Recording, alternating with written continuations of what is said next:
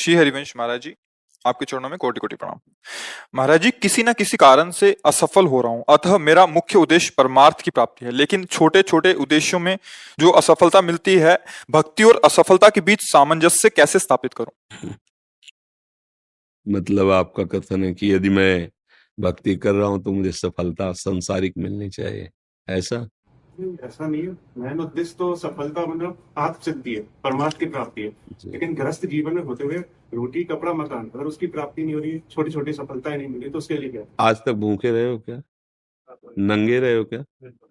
मेरे प्रभु जो है इतने करुणा में कि हम आप तो मनुष्य हैं, जो पशु पक्षी हैं, कीट पतंगे हैं, बहुत सी ऐसी योनियां हैं जिसको हम देख भी नहीं पा रहे, प्रभु उनको भी भूखा नहीं रहते। उनका नाम विश्वम्बर है। आपने जैसे सहज में कह दिया, रोटी कपड़ा और मकान, तीनों से आप खाली नहीं हैं।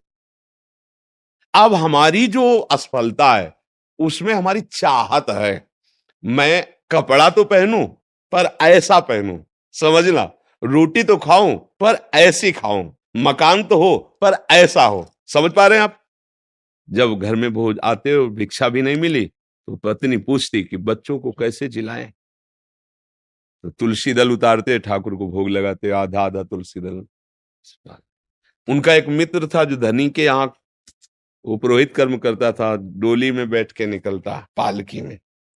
वो कहता है, सुदामा जी हमारे यहाँ जो सेठ है ना, उनके यहाँ चलो, थोड़ी देर श्लोक बोलना। तो सब व्यवस्था उनका, हमने तो अपना सेठ श्री कृष्ण को वरण किया है, अब वो भूखे रखे चाहे मारे, अब हम दूसरे की गुलामी नहीं कर सकते, हमने तो भगवान को अपना माना है।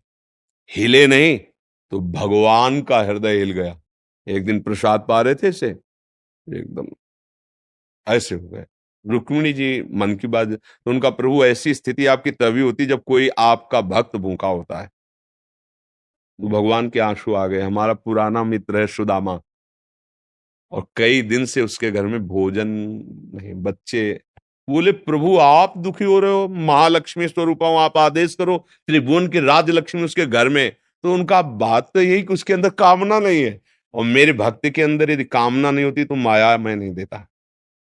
मेरे भक्त के अंदर कामना नहीं होती तो मैं माया, और वो निष्काम भक्त है सुदामा, उसके अंदर कभी कामना आ ही नहीं सकती कि हे भगवान भोजन तो दे दो, कभी नहीं। तो रुक्मिणी जी ने कहा, हम आपका दुख नहीं दे सकते, फिर हम कुछ रचती है। तो उनका नहीं, पहले हमें कामना पैदा करना पड़ेगा। भगवान सोच रहे हैं पहले हमें भक्त के हृदय में कामना पैदा करना पड़ेगा। गए एक भिक्षुक के रूप में, जब सुदामा जी भिक्षा को गए थे, भिक्षाम दे, अतिथि धर्म गृहस्थ में बहुत बड़ा धर्म होता है, दरवाजे आए हुए का आदर करना चाहिए। तो कुछ ना हो तो वचन से है, निकली भिक्षाम दे, तो उनका भगवान हम भिक्षा देने लायक नहीं है। क्यों? उनका एक पुत्र हुआ है, इसलिए सूदक है। ठीक है, 15 दिन बाद आ जाएंगे। बोले मत आना, क्योंकि हमारे जो पुत्र हुआ है वो दरिद्र दरिद्र नामक पुत्र हुआ है, और इसका सूदक पूरे जीवन में नहीं जाएगा। अर्थात हम दरिद्र हैं, हमारे पास कुछ है ही नहीं जो मैं आपको दे सकूं। भगवान ने कहा, सुना है तुम्हारे पति के मित्र द्वारिकाधीश भगवान है, जिनके मित्र श्री कृष्ण द्वारिकाधीश हैं, उनकी ये दशा, एक बार कहो ना अपने पति से कि अपने मित्र के पास जाएं।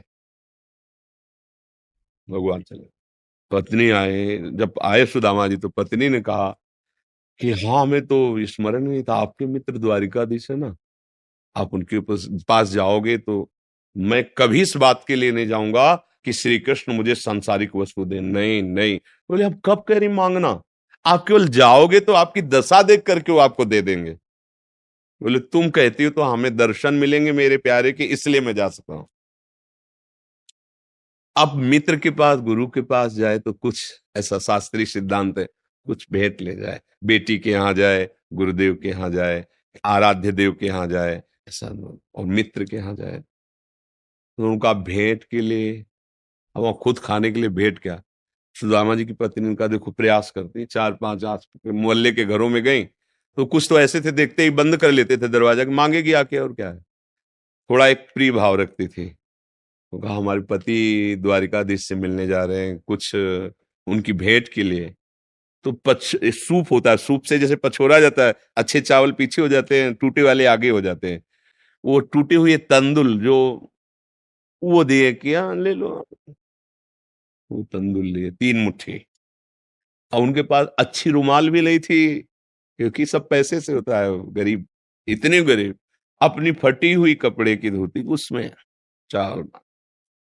पूरा बहुत बड़ा चरित्र है। पर जब भगवान के द्वार में पहुंचे, तो जहां ब्रह्मा और शंकर भी खड़े रहना होता है, वो द्वारिकाधीश का वैभव।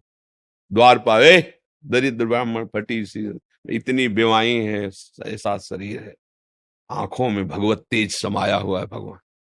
तो उनका भैया,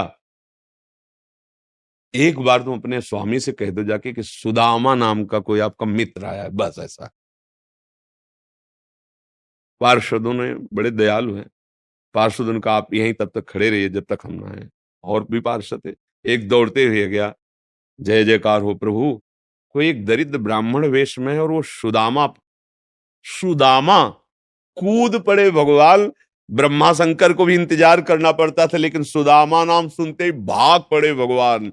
और ये सब आश्चर्यचकित बात रुक्मिणी जी, पार्षद सब देख रहे हैं कि ऐसे तो कभी भगवान नहीं भागे, कि भाई ब्रह्मा जी आए भगवान भाग पड़े या शंकर जी आए, सब आकर इंतजार करते हैं। और प्रभु जब निकल, प्रभु दौड़ के गए सुदामा जी को। सुदामा जी संकुचित हो रहे हैं कि मेरी हड्डियां ऐसे सुकोमल, तन मेरे श्याम सुंदर के लग रही होंगी। वो सकुचते जा रहे कि इतना बड़ा वैभव स्वामी हमें ऐसे, भगवान ऐसे अपने हाथ से चरण पखारे सुदामा जी के, थाल रखकर चरण। रुक्मिणी जी आश्चर्यचकित हो रही है, ऐसा कोई तपस्वी, ऐसा कोई महात्मा जिसकी ऐसे भगवान अभी तक तो नहीं देखा जैसा इस ब्राह्मण। और धोती कई जगह से फटी थी, जो दुपट्टी उसको कई ऐसे केवल अंग ढके हुए थे, ऐसी धोती थी, हड्डियां हड्डियां शरीर में। रुक्मिणी जी के पलंग पे बैठाला भगवान ने, जिस पलंग को ब्रह्मा शंकर नमस्कार करते हैं, उस पलंग पे बैठाला, चरण धोए, चरणामृत लिया, का हो भाग्य आप पधारे, भोजन पानी से चरण दाब रहे भगवान। सुदामा जी सोचते वो दास पर कितनी प्रीति प्रभु करते हैं। 2-3 दिन 4 दिन सबसे प्रभु मिलवा रहे हैं, परिचय करा, ये मेरे मित्र सुदामा जी हैं, ऐसे बैठे। और सबके बीच में कहा कि ब्याह हो गया है, क्योंकि जब मित्र बने थे तब तो गुरुकुल में थे। तो सुदामा जी ने कहा पुत्र भी है, हाँ, भाभी ने कुछ दिया भी होगा हमारे लिए। अब ये वैभव, हाँ, और वहां फटे कपड़े में तंदुल, कैसे? बोले देखो पहले चूक की थी, गुरु माता ने चले दिए थे हमारे लिए, और फिर चूक कर रहे हो, कुछ दिया है? अब भगवान ने ऐसे हाथ पकड़ा, उनका उठाया, इतने स्वादिष्ट कीमती वस्तु तुम छुपाए रखे हो। खोला, उस फटे पुराने कपड़े में लपटे हुए तंदुल, रोमांच हो रहा है भगवान को।